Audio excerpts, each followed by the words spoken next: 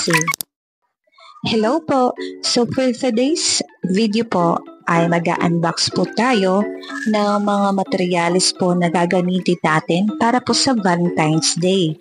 Yes po, dahil alam po natin ang Valentine's Day po ay importante at espesyal para po sa ating lahat. Dahil ito po ay araw ng mga puso. O, diba?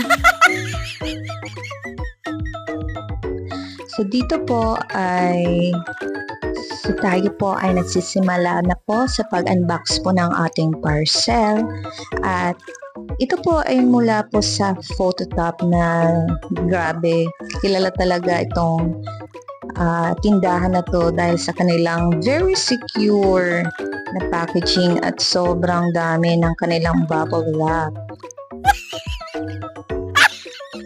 Bumili po ako ng iba't ibang color ng 3-in-1 stylus ballpen po dahil ito po ay sobrang trending na klase ng ballpen dahil hindi lang siya yung typical na isusulat o pansulat na ballpen dahil meron din po siyang ibang gamit tulad po na pwede po siyang gamitin na pang point sa ating mga touchscreen na cellphone or iPad or tablet. Tapos, pwede rin po siyang gawing cellphone stand.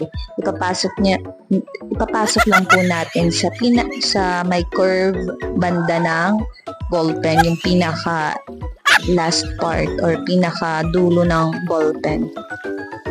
Pumili po tayo ng color red, merong pink, at saka brown, pero parang orange po yung dumating. At saka isang box or 50 pieces po na golden color. At syempre, nagdagdag din po tayo ng gunting dahil ito po ay isa sa mga pinaka-importanteng tool ng isang crafter na tulad ko po. Meron din po tayong photo sticker na gagamitin po sa ating pang-cover ng planner, notebooks, or sa badge. At saka calling card paper para po sa ating pang-backing sa ating mga product.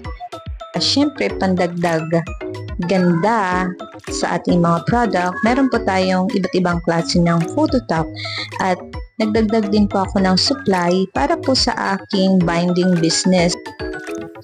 So, yun lamang po. Thank you po sa panonood.